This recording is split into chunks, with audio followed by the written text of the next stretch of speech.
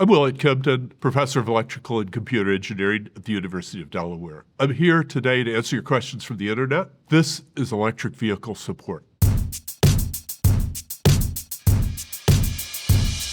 Our HEM members asks, EV Explained, how do electric cars actually work? I'm going to use this diagram to explain. A gasoline car uses a fuel pump and gasoline pushed in. Instead, for an EV, that blue cable that you see is a charging cable. You plug the car in and electricity flows into the battery. So instead of a fuel tank, you've got a battery. That big yellow thing is a really large battery. It's more or less the same as a battery in your cell phone or laptop computer. It's maybe using lithium ion, that's a traditional type, and you can store kilowatt hours of electricity. Then, when you drive, you unplug, of course, and now the electric energy, the kilowatt hours that's in that battery, is flowing out through a motor drive, the blue thing in the diagram. So that's turning the battery power into electric energy that's ready to run a motor. Pretty Repair 954 asks, why do electric cars accelerate faster than most gas-powered cars, even though they have less horsepower? Average electric car might have less horsepower than a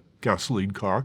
It'll still accelerate much faster. The torque of an electric motor is 100% from starting all the way to full speed. Torque is the turning power. If you're turning a crank and pushing harder, that's more torque. If you're pedaling a bicycle uphill, you have to push harder on the pedals, that's more torque. On a gasoline motor, you get maximum torque only when you're at almost the maximum RPM. So that's why you have gear shifts and all this. The way you run in a gasoline car, it's you're shifting and moving to higher and higher gears. That's because you're only getting maximum torque at nearly the full RPM. So you don't have any of that nonsense with an electric motor. So Random Nerd 827 asks, how environmentally friendly are electric cars actually? You consider two things in environmental friendliness. What are the mining, materials, manufacturing, all that goes into making the car, and then what about the fuel consumption and pollution from fuel consumption? If you're using electricity, there are probably some emissions in creating that electricity. When you drive your new electric car off the lot, it's less environmentally friendly than a gasoline car that you would have bought new and driven off the lot. There's more materials, more weight, and some of those materials have environmental impacts. So actually, the embodied environmental cost of the car is a bit higher. Not a huge amount, but maybe 30% higher, something like that. If you are using gasoline or diesel, obviously you've got emissions right out of the vehicle. That is so much dirtier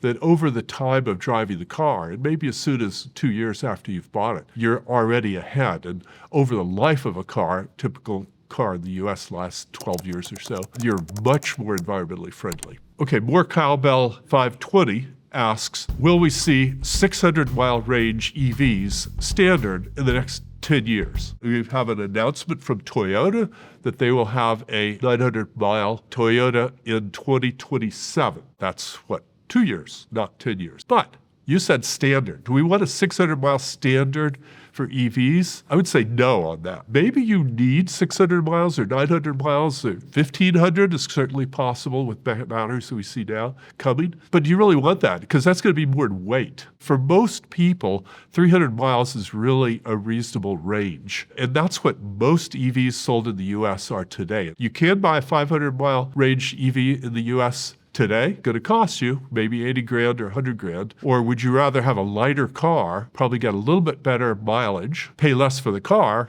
and get, say, 300, 350 miles range? That cool guy, what is maintenance like on an EV? EV maintenance is way less than maintenance of a gasoline car. Mostly it's going to the dealer and they check some things and do software updates and it's all free. The electric systems on the EVs are generally warranted for 100,000 miles. So very little maintenance. You got to still fill the windshield wiper fluid, check the brakes, and of course there's no oil changes or any of that. You still have to lubricate the chassis. So very little maintenance. Bean Tiger asks, China makes cheap electric vehicles. Why can't American shoppers buy them? The purpose is to protect the American automotive industry. If those were let in at very little tariff, it would be very hard for the US automotive industry to develop EVs, which is what they're very furiously trying to do now. The Chinese have, as a national policy, have emphasized new technologies, not sort of supporting legacy technologies. So they are the world's global lead in solar panel manufacturing. They are making more wind turbines than I think all the rest of the countries of the world combined. And they've moved way ahead on electric vehicles, way ahead of any other company with legacy automotive industries like Germany, Japan, Korea, the United States, obviously. They have emphasized, in the case of electric vehicles, learning how to make them and having a bunch of companies competing with each other to make very high quality, very good, well-engineered electric vehicles. Morgan Zella asks, does carbon footprint of EVs include lithium mining? Yes, has to. Any decent, peer-reviewable study of lifetime carbon emissions or pollution has to include all the mining, materials processing, manufacturing, everything. When you drive the car off the lot, EV has a larger carbon footprint than a gasoline vehicle. Within a year or two of driving, it has less, and it gets much less over the lifetime. Bull Z From asks, why are hydrogen cars not more prevalent than EVs? Just from an energy standpoint or an efficiency standpoint, hydrogen cars, you start with electricity, maybe get natural gas, but ultimately you're going to have electricity making hydrogen. So you lose half the electricity when you turn it into hydrogen. And then you've got the energy of the hydrogen that goes into the car instead of plugging in electricity straight into the car. The car has a tank. Well, that's cheaper than a big battery. Great. But now when you take that hydrogen, turn it into electricity to drive the motors, you're losing another half. So you've got you start with electricity, you knocked it in half to get to hydrogen, you lose another half to turn it into electricity to run the motor. When you take electricity and put it straight into the car's battery, you're losing maybe 10%, 20%. So hydrogen, you're using almost 4 times as much electricity to drive the car. Electrical Hyena 5164 asks, do EV batteries really outlast the car? Yes. So they're warranted for 100,000 miles, but what does that mean? That means they have at least 80% of the range still in the car. 100,000 miles after you buy it. If I had a car that had 200 miles in the beginning, I now have a car that has 160 miles. It still drives great. Everything's the same. I just can't go quite as far. Gen Expat asks, what is the lowest tech electric car? The lowest tech electric car is maybe the Fiat 500e, which has got a 150-mile range battery. It's a really small car. It doesn't have any frills, really low cost. You can buy it used, maybe $8,000 or something. Nothing wrong with it. X More Cowbells X asks, have Elon's antics affected Tesla sales in the real world? Yeah, you could see there's a reduction in sales that correspond to his high public visibility and what actions he was taking. I don't remember the percentage, but there's an effect, and there's an effect across countries. So I think it's actually reduced their sales rather than just leveled them out. And that gives other U.S. automakers and worldwide other automakers a chance to sell more vehicles. Techno Geeky Guy asks, do you still call it the gas pedal or what? You call it the accelerator pedal. Algebraic Ice King asks, why is fast charging only DC? Why can't we fast charge with AC? My team at the University of Delaware has developed a way to do that in the US. So it used to be that AC charging in the US was limited to just 19 kilowatts. That's how fast the power goes into the car. And just for comparison, a toaster is about 1 kilowatt. It's faster than a toaster, but it's only 19 kilowatts. So if you've got a large tank, it might take you 12 hours or more to fill it up. So we've developed a 100 kilowatt AC charger, which is a much lower cost way to quickly fill up a car. So when you're charging with AC, use a plug like this in the US now. If you have a Tesla, it's a little bit different shape. There'll be some other cars that are starting to use that too. But this is a very common AC charging connector. You plug it into the car and it starts charging. On the other end of this wire is a plug. So you just plug it into an outlet in your garage or wherever is convenient, on the porch. I've gotten an expert at finding plugs outside of Airbnbs and places. Plug that in, pull the cable over to the car, plug it in. That's an AC charging system. It's cheap. You can buy something like this for $300 or something. DC charger is a Coke machine size thing. It's maybe 20 grand up to 100 grand, and you put it in with a forklift. You would never have that at home. Home charging is always AC. Fast en route charging is usually DC.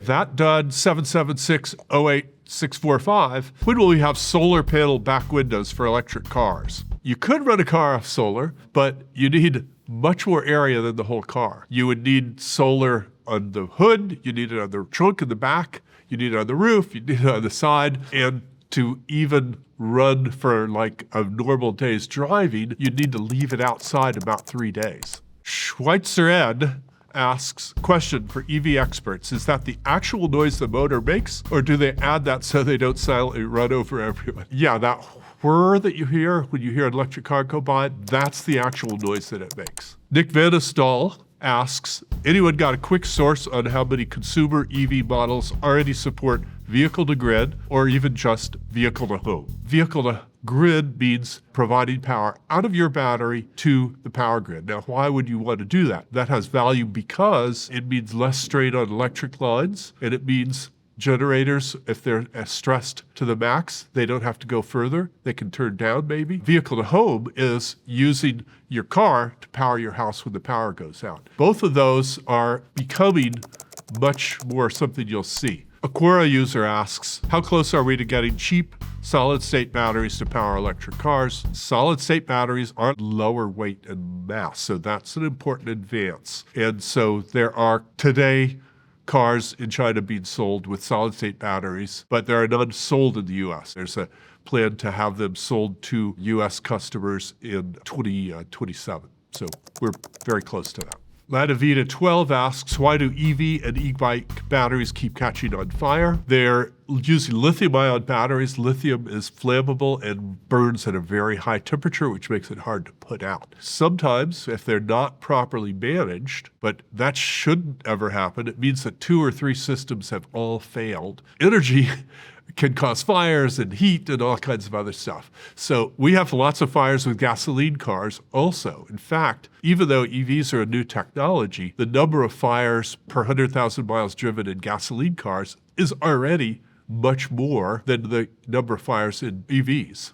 So it's just that EVs are novel, and so, EVs caught on fire, so that's news. Dev0or asks, will charging electric cars ever be as fast as pumping gas? Probably not.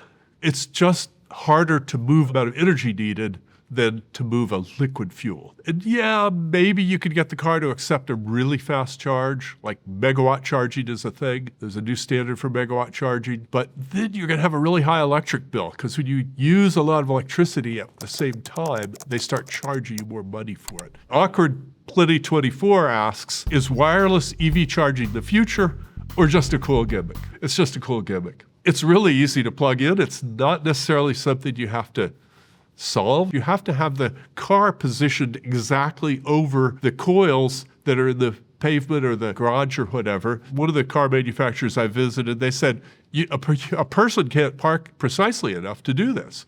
We have to have automated parking by the car to get it positioned exactly where we get enough transfer. And you are losing energy. It's not going to be 100% efficient. Wire to wire is always going to get more across. Sack Trains asks, what actually happens to EV car batteries after they die? When an electric car is done, you scrap the chassis, the metal, like you would any other car, but then the lithium-ion batteries are handled separately. Over time, I think what we'll primarily see is that the batteries are disassembled because we want to reuse that lithium in other batteries in the future. So there's a disassembly of the batteries and separation of the materials, and then they get used in other products. For example, other lithium batteries.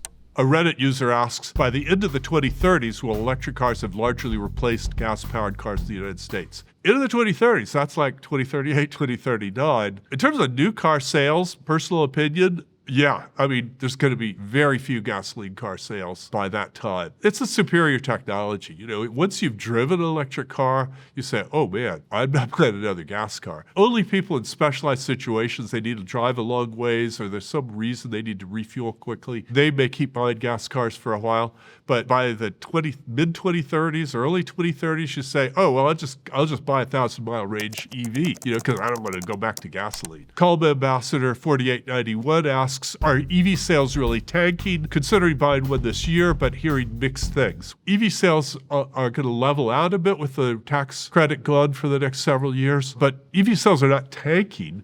The rate of growth has dropped a bit. We're at about 10% of new car sales are EVs. I don't really expect that to shrink. Mark J. Parker Sr. asks, can we retrofit EVs so these tiny forever batteries will continuously run an alternator to continuously charge the car's EV battery? Then you'll never have to pull into a gas station. Okay, well, this is a perpetual motion machine. No, you can't make something that works like that. La Toshi asks, why aren't gas stations installing EV chargers? More customers, more revenue, minimal upfront investment. That's a good question. Some gas stations are installing EV chargers. Sometimes people use them, and that's fine. But a gas station is not really a place you want to hang around for half an hour. If you're going to be out there a half hour, wouldn't you rather be at a 7-Eleven or a McDonald's, someplace where you could have a coffee, maybe a little food? Or would you rather be someplace that's really smelly and kind of dirty and grease on the pavement? No, gas station's not a good place for EV charging. You're much more likely to have a fast food place